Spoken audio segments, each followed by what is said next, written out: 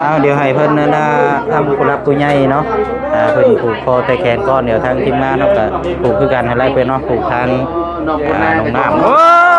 ยากละไก่รุดมือขวัญเอ้ยเนาะคนคำขอนคูนคนมาอยู่เฮือนซานหลังไม้บัดนี้เนาะขอให้มีแต่สุขภาพร่างกายแข็งแรงบ่ให้เจ็บบ่ให้ไข้บ่ให้จนมีแต่ล่ำได้ด้วยเด้อเป็นที่พึ่งพาของทางครอบครัวเบิ่งแย่งกันตลอดนี่แหละตลอดไปเนาะ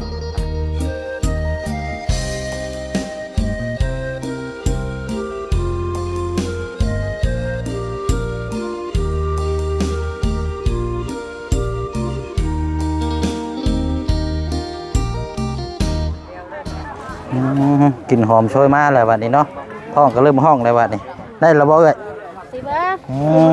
โอ้ยบ่ได้ชิมรสนี่เอาเนาะสบายดีเด้อทางครูเฮานำเนาะสบายดีพี่น้องนำกันอีกรอบนึงเนาะมาต่อในช่องของทางพ่อน้องเปียวเด้อพี่น้องเด้อเนาะนี่ก็สิได้เบิ่งนำกันเวียกงานจนแล้วจนทั่วพอแล้วบัดนี้พี่น้องเนาะผูกคอต่อแขนแล้วก็จำฮีดจำฮีดคองเนาะฮีดคองประเพณีฮีดคองประเพณีเนาะบ่คือกันเนาะแต่ละหม่องแต่ละบอนนี่ก็ได้ประจำอยู่พุ่นเด้อจำหลายหม่องแท้เนาะหลายหม่องนี่เด้มันจำอยู่ในนี่เบิดได้นี่เนาะ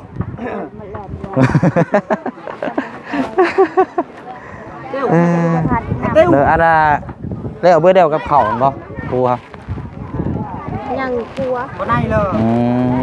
อันสิว่าก็มีลาบนะเนาะมีลาบมีครัวมีข้าวเปียกโอ้ต้มเปียกเข่านี่บ่ไก่แม่นเดี๋ยวจะว่าหลายอย่างหลายแนวเนาะเอาเนาะอยู่เวียกงานแต่ก็เฮ็ดก็กินน้ำกันจนแล้วจนทั่วเพราะแล้วจังพากันเมื่อเนาะมื้อนี้ก็คันว่าเวียกงานมีก็เสียสละซะเนาะหยุดก่อนเก็ดเซิ้นก่อนเนาะเดี๋ยวน้องน้ำพี่น้องเนาะอันนี้ครูได้พี่น้องเนาะอันนี้ครูที่ทางบ่เชียงมอบอุปกรณ์ให้คนนั้นเนาะก็ยังสอนอยู่นี่คือเก่าเหมือนบ่เว้ยสอนเลยเนาะกันว่ามีกระต้มขนมกระถุงยังชีพยังว่าพอได้ไปแจกให้ทางน้องๆเพิ่นพี่น้องมื้ออื่นนี่วั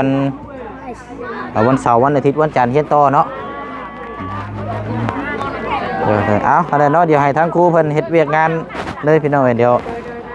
ชมบรรยากาศว่าน้ำการเป็นช็อตเป็นบางช่วงบางเวลาเนาะเพราะว่าจะได้เริ่มได้บัดนี้เนาะเริ่มผูกคอต่อแขนแล้วก็เป็นจบได้บัดนี้พี่น้องเป็นมือดีมืองามเบิ่งน้ำกันเบิ้ลมือเลยเนาะโอ้มาเร็วโอเคมาเนาะนี่แหละเนาะเพื่อนนางใหญ่งามเน้นหนาทาวอนพี่น้องเพิ่นก็มา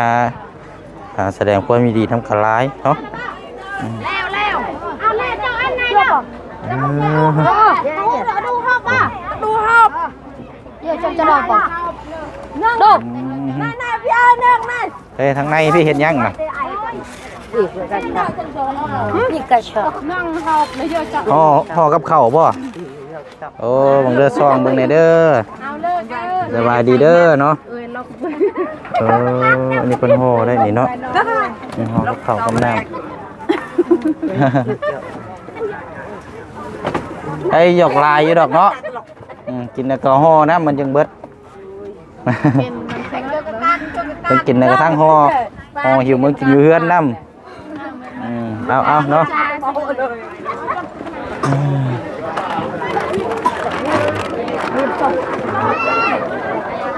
ไปเนาะชมบรรยากาศเบิ่งกันเนาะเริ่มแล้วว่าพี่น้องพิธี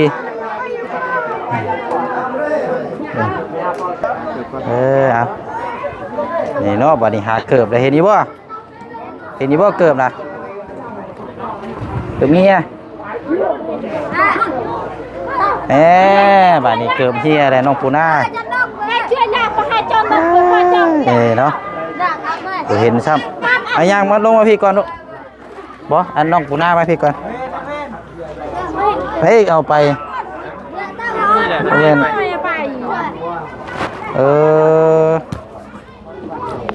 เอาเดี๋ยว มาพี่ก่อนก็ได้มาหาพ่อเชียงก่อนก็ได้เดี๋ยวจังหาก็ได้เกิบบูเห็นแท้บ่เดี๋ยวจะกิ้งเดียวนี่เอาไปนี่มาก่อนมากับอาจารย์ลาวเนาะ เลย ท่านพ่อจะได้ไปใช้ พอไปได้มา พ่อบ่ได้มา เลยเขาจุดให้ลุง มาแสดงความยินดีกับทางเวียดนามเนาะเป็นทางซานดีแล้วเนาะเอาเดี๋ยวจังน้อยพอดีอันนี้พี่น้อยมอบเงินในทางนอกเพิ่นก่อนทางง่ายหัวหน้าอย่างเพิ่นก่อนที่เพิ่นเคยช่วยนี่แหละพี่น้อยเนาะ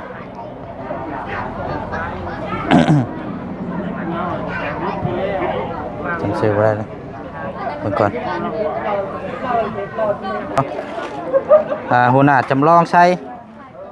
โยธาที่เฮาผูกแขนก่อนหน้าและพี่น้อยเดี๋ยวมูว่าสินี่มีแต่ว่ามอบมาทางนอกเพิ่นแหละเพิ่นฝากมาให้200 บาท200 บาทนี่ประมาณ100,000ที่นี่แหละเนาะตามเบิ่งเอาลูกอ่ะอนุมืออะไรขอบใจทั้งพ่อเพิ่นเด้อเอาเนี่ยเพิ่นเอาไว้ฝากมาให้ติโตไปโรงงานมุงเฮียนเด้อ ฝากลูกขอบคุณเด้อพอที่ให้ลูกและเงินที่ให้ไปโรงเรียนและก็ให้พ่ออยู่ดีมีแรงสุขภาพเป็นแข็งปรารถนาสิ่งใดก็ให้ได้สิ่งนั้นก็ให้ร่ำรวยๆเด้อแล้วขอเงินที่มอบให้น้องปูนาครั้งนี้ขอให้ได้กลับคืนมา100 เท่าพันเท่าเด้อสาธุ โอเคลูกบัดนี้ป้าบัดนี้ขึ้นไปเบิ่งเนาะเริ่มพิธีแล้วเอาเนาะพี่น้อยเดี๋ยวขึ้นพุ่นแล้วบัดนี้เนาะได้เวลาแล้วเนาะป้าจะป้าขึ้นเฮาก็เฮียบาทนี้ ไปเฮีย เอาไว้เรื่อยๆก็ข่อยกันรักเกิดมันห้องพักขึ้นมาทำได้นี่ก็ได้ เอาดีๆได้เนาะ บาททางเนาะยันถูกลงกันเกือบเฮียหลายที่เกือบเนาะ เกือบลายเพราะจังหวะคนเอาเนาะ เฮ้ยบุ้งนี่ข่อยนั่งอยู่เทิงที่คนว่ะ เฮ้ยนี่สมออยู่นี่ ทำม้อย สมอยสิมีอยู่นี่ มีพวกพักเขาจะข้าวได้บ่ครัวภาพคนนั้นคนละหม้อขึ้นได้คนละหม้อแม่ฟังแบบเดียวสบายดีเด้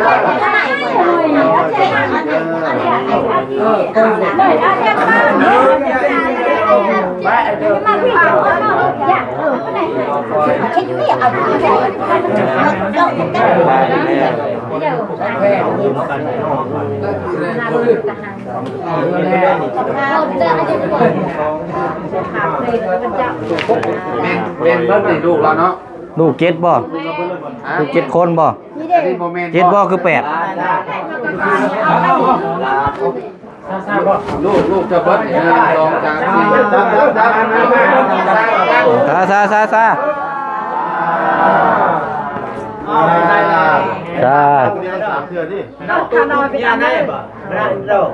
ใครแม่เขา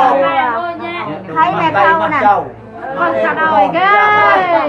ใครก็เขาเนาะ รวมลูกนายแล้วเอาคำพูดมูลขึ้นเยอะก่อนบทนายตาเลยโอ้ยลุยชุบลูกคุณลูกนายเงินหมื่นตื่นนายเงินเช็ดปวดตะได้ไปก็เอิญพื้นนายตะบืนตะคือตะเต้นายแล้วเอาคำพูดลูกนาย ขยันแน่วะ มีชูคำพูดมูลขึ้นอายุให้ควรยืน ซา อ้าวนั่นละเจ้าอยู่บ้านอ้าวไม่เจ้าได้ปะ ผูกแขนแล้วเนาะ เลยโลดบ่นั่งไล่อย่างนั้นคนนี้โอเคเพิ่นอยู่นั่นปักไว้ก่อนโอเคได้เข้าไปคนนึงให้จ่องให้ตั้มเจ้ากินไปไม่อร่อยครับอะไรไปเช็คได้ว่าจ่องไม่ไหว ตกเปลี่ยนต้น ไม่ตามก่อน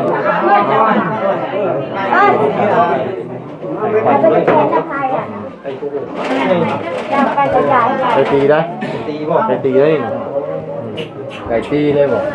ตัวใหญ่บ่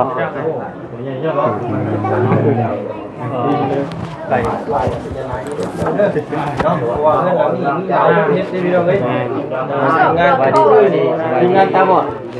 มีแต่คนตาบอดเนาะ หมูใส่ที่ ตาเรือดิ ยาเพิ่นรับช่วยก่อนแม่ก่อน โดนสอกค่อยได้ไม่นี่ จืดป่ะ ว้าวลูกกระเดี่ยเนาะ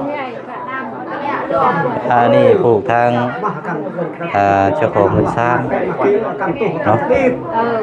ลูกนี่พิธีนี่แหละและเงินสร้างหลังไม้เลยเนาะนี่จะมีแล้วก็หาพัฒนาได้บัดนี่ ปล่อยเซ็ง โอ้ยเซคือเก่าบ่ได้ได้ดังไม้เลยไม่เซซ้ำสองบ่ได้ได้ ผมมีเซบาทอยู่ก่อนนอกจากลมผัดไป เห็นหน้าทาบอนบัดนี้ แน่นนะครับบรรณา ชื่อไม่เจ้าวันชวัน ได้บ่อยนะว่าไปนั่งชุดตาลังลังไงชุดตุ้งตะปุ้งไงชุดตะปุ้งตู้กันว่างชุดเลยนำช่วยพวกกันนอกมาขนาดนี้ตาไปตะปุ้งตะใช่ไหมคนเตรียมปืนปลาแกนยิ้มตัวไหนที่มันจะเตรียมปืนเตรียมปลาปิดตา เอาเดี๋ยวให้เพิ่นนั่นน่ะทำผู้รับผู้ใหญ่เนาะเพิ่นผูกคอแต่แขนก่อนเดี๋ยวทางทีมงานเนาะก็ผูกคือกันให้ไล่เพิ่นเนาะผูกทางน้องน้ำโอ้ยากนะไก่รุดมือมืออ่อนเฮ้ยนี่ รักได้ดิเนาะ ลื้อไก่นี่ตัวนี้โอ้ยยังนี่เนาะลาควันไก่ควันรุดมือเลย เห็นไก่ควันตกกี่เรา ไก่โตปักใหญ่เลยเนาะ ไก่ตีเนาะมันนี่นะ ไอ้เนาะสร้างเป็นแท้ ตีก็ฉันไก่ตีได้นี่ไง นี่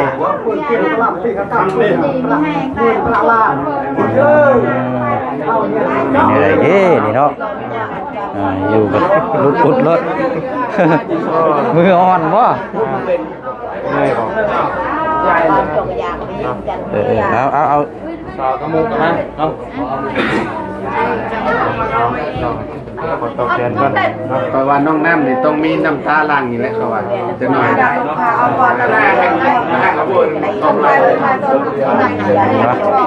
เดี๋ยวให้เพิ่นพูดก่อนเนาะเดี๋ยวทีมงานรอบัดนี้พี่น้องเกิดเหตุไก่ควันเหตุไก่ควันหล่นลงมือกินนี่ หวานใจตื่นมาใช้ยามใจหวานข้าวโทได้ชาโยมเบียโยมผู้ว่าได้เกิดเด่นผู้ว่าเขาต้องติดประเด็น เนาะนี่น้องชายนี่เนาะ ลูกเต้าเนาะ ลูกเต้ามึนแน่จังน้อยหมอนี่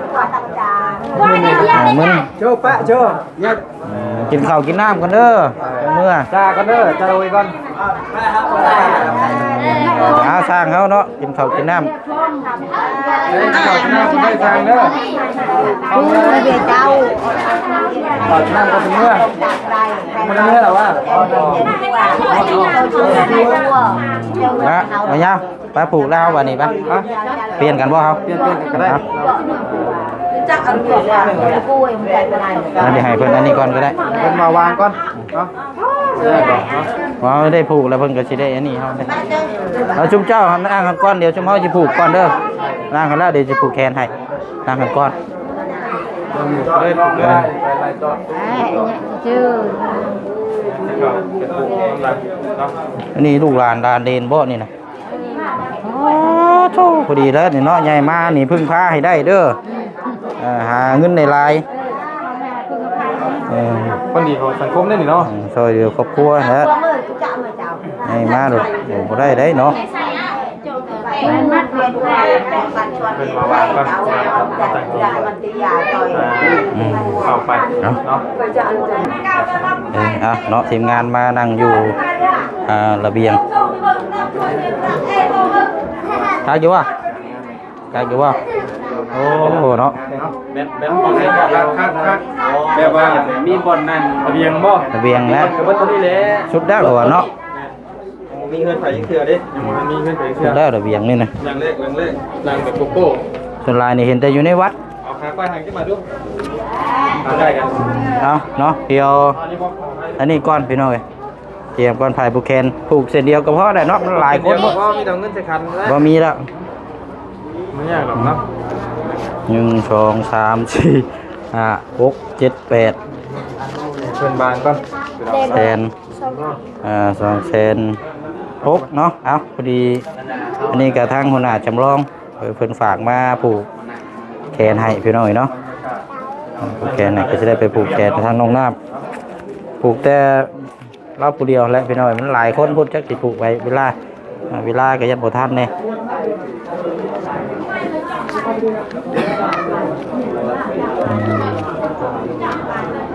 ไปพี่น้องพร้อมแล้วบ่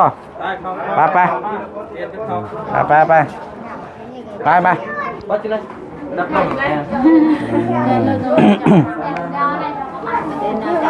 ใช่อันทางลูกๆแล้วอันยับมาพี่ก่อนก็ได้ลูกพักกันถอยมาพี่ก่อนก็ได้ก่อนเด้อผู้ใดนิดหน่อยไม่ง่ายขอแม่แกนก็ได้เรียนมาเจาะมวยไม่โอ้ยให้คำพูดมูลขึ้นดีนี่น้องน้ำมาพี่ก็ได้ถูกมันหลายคนพี่น้อยเอามาเด้อขวัญเอ้ยเนาะคนคำคนคูณคนมาอยู่เฮือนซ่านหลังไม้บัดนี้เนาะขอให้มีแต่สุขภาพร่างกายแข็งแรงบ่ให้เจ็บบ่ให้ไข้บ่ให้จนมีแต่ล่ำเลยด้วยเด้อเป็นที่พึ่งพาของทางครอบครัวเบิ่งแย่งกันตลอดและตลอดไปเนาะถูกมาบ่อยนะแป๊บนึงครับ อันนี้เจาะมันกินมีเจาะอันนั้นไปนะไปเจาะแล้วตันดิ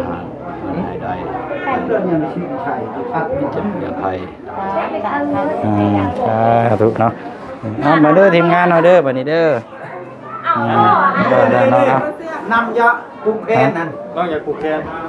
เอาซะนั่นแหละจับก่อนแป๊บนึงคนบาเซียให้แข่งที่เก่าเด้อบายหักให้เพียบายากใส่ให้ขอหักคนโอ้ยโอเคแต่ว่านะทางพญาสีปลูกแคนน้องก่อนไปเ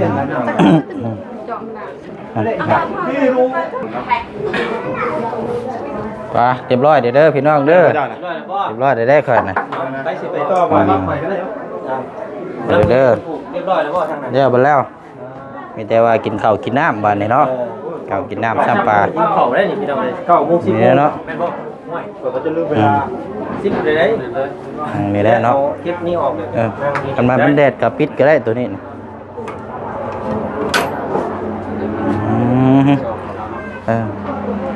เฉเด้อขอลงเบิ่งความกับข้าวกับน้ำเบิ่งก่อนแล้วเรียบร้อยแล้วพี่น้องวิธีก็แบบคือเขาเห็นกันอะไรเนาะแต่ว่าบอกเลยว่ารายละเอียดอ่อนเนาะพี่น้องรายละเอียดอ่อนเพราะว่าเราจำผีจำยังคักแน่ไปได้พี่น้องเนาะ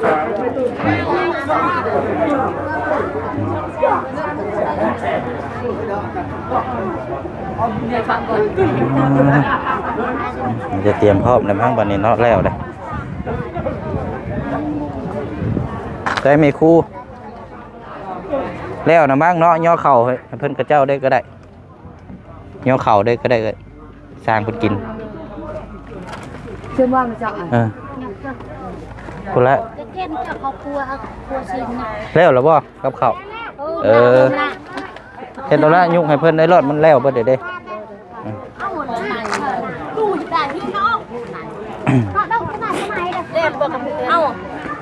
แล้วซ้ำแล้วแหละเพราะว่ายังไม่เดียวนึงเลยแต้งกันเลยมีแต่ว่าย่อเข่าย่อน้ำแล้วล่ะแต้งเลยก็ได้ได้แล้วเลยเตรียมให้เพิ่นก็ได้ย่อทั้งล่างนี่ละนี่พี่น้องเพิ่นกินอยู่นี่ละหักเนาะหักหมูเตะไม่ได้โอนไม่อังกราตึงตะเปโอ้ยกูจะได้1 โมงเนี่ยคืนนี้กูไม่ได้เมาคนก็งามข้าสร้างแล้วเนาะคนงามคนงามก็ใส่แน่เนาะหม้อพี่เด้อนี่ใหญ่แท้นี่หม้อข้าวเปียกข้าวต้มเนาะใช่แน่แม่นต้มข้าว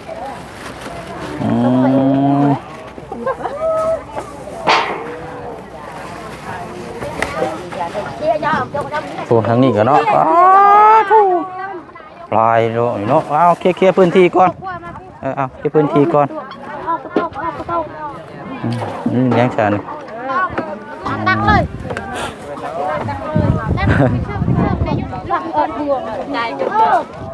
เนาะมึงแก่ตายมึงอ่อนก็มืออ่อนแต่ว่าใช่ปวดอะไรตักแบบนี้เลยบ้างไปงานที่งานตักโมงเลยกันเรียกอันนี้หม้อยังก็โอ้ ลูกเลยอ่ะไหนลูกนี่หอม หอมเนาะหอมกับข้าวตองบ่มีบ่อันตักบ่มีบ่เอาถ้วยได้ก็ได้ซะเนาะบ่มีบ่วงจองพี่น้องเอ้ยเอาลงไก่เช้าเลยตีใหญ่แบ่งเลย เสิร์ฟเนาะ ได้เลยยำแดงๆใช่ไหม เกินได้ค่ะบ่มีสัพพีเนาะอ้าวอาคีเชิบโตไอ้เลยเนี่ยเชิบเลยจะมาตาต้องทีเดียวอันโตย่างย่างแปะมากันนั่งไม่ใช่ไงนั่งไม่เจอนะเจอได้ช่วยเลย ข้าวนี่ก็ห่อใส่กล้องอยู่เนาะพุ่นละอยู่ในพุ่นละเนาะข้าวบะต้มยำบ่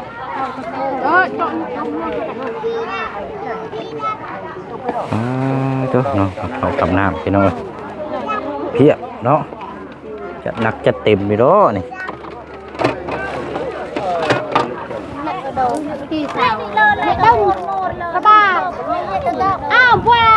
ชัมซี่ชอบไหมล่ะบัวเกาหลีเอาเลยแหละเราจะไปเจอเลยต้องไหนเทียบดูสิเอาพื้นแกะออกมาโดยตักเอาเนาะตูมไปแบบนี้เลยนี่เนาะเอาเลยเบเบ้เอาเรียกก่อนกันเอา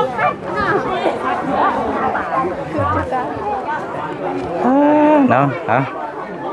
เขากินน้ำก่อนวันนี้เนาะ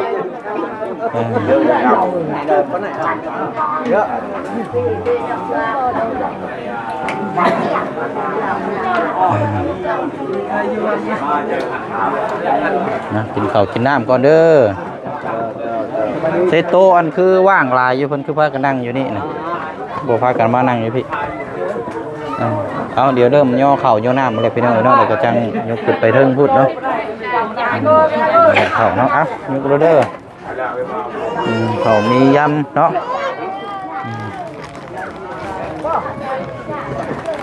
เนาะรวมทั้งผูกคอต่อแขนแล้วก็ชมบรรยากาศกับเข่ากับน้ำในอยู่นึกกินผูนี่ก็เนาะยังหม้อนึง2-3 หม้อ 4 หม้อคักแน่ดีเนาะนี่เนาะถ้าอีดอกแม่ครัวก็อารมณ์ดีอยู่งั้นแม่อารมณ์ดีเบิดมืออะไรพวกนี้เนาะลาแล้วบ่ลาลูกกันลาผัวแล้วบ่ลาเบียกลางานก่อนไหนเนาะอยู่กินน้ำกันก่อนเนาะมาน้ำกันเบิดเลยเนาะโอเคเนาะอะไรพี่น้อยเนาะกินข้าวกินน้ำบัดนี้ปะเนาะก็ถือว่าคลิปนี้เนาะแต่ว่ามือหรือว่ามือนี้เนาะเอาง่ายๆซะก็มือขึ้นบ้านถึงซ่านลงน้ำเนาะก็สิจบไปอย่างดีบ้านในพี่น้องเนาะมีแต่ว่ามีการต่อเติมเรื่องของน้ำของในก็จังว่าจังชมน้ำกันเนาะเขาก็เฮ็ดไปตามงบตามจำนวนตามปริมาณที่ผู้ใหญ่เพิ่นมอบหมายมอบงานให้พี่น้องเนาะติดตามเพิ่นนำกันอีกเนาะถือว่าเป็นมือดีมืองามสำหรับทั้งครอบครัวเพิ่นเด้อเนาะทั้งน้องน้ำเนาะพี่น้องเนาะพร้อมครอบครัวที่เฮาติดตามทีมงานติดตามแล้วก็พี่น้อง FC ติดตามนำกันเบิ่งกันจนแล้วจนทั่วเนาะพี่น้องเนาะต่อไปนี่ก็ขอให้ทางครอบครัวเพิ่นยึดมั่นเนาะหาอยู่หากินสร้างสาพัฒนาในครอบในครัวเบิ่งแย่งกันบัดนี้พี่น้องเนาะบ่ให้ปะบ่ให้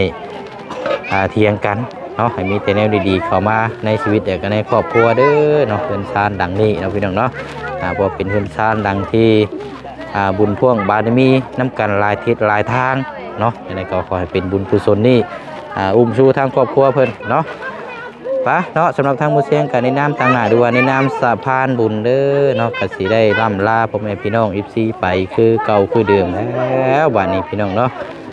จะได้กินข้าวกินน้ำก่อนบัดนี้พี่น้องเนาะเนาะยังไงก็ขอบมุกขอบใจขอบบุญขอบคุณสาธุอนุโมทนาบุญกับทางผู้ใหญ่ใจดีแล้วกับพี่น้องอิฟซีเด้อเนาะเบิ่งแย่งน้ำกันตั้งแต่ต้นจนจบเนาะพี่น้องเนาะอยู่เย็นเป็นสุขสุขกายสุขใจความเจ็บจะได้ความไข่ยาสุมีเหตุเวเหตุการณ์ก็ขอให้ราบรื่นโชคปานดำรวยคิดยังทำยังก็ขอให้ประสบความสำเร็จในหน้าที่การงานเนาะพบพ่อกันในคลิปหน้าคลิปนี้บ๊ายบายเด้อพี่น้องเด้อสบายดี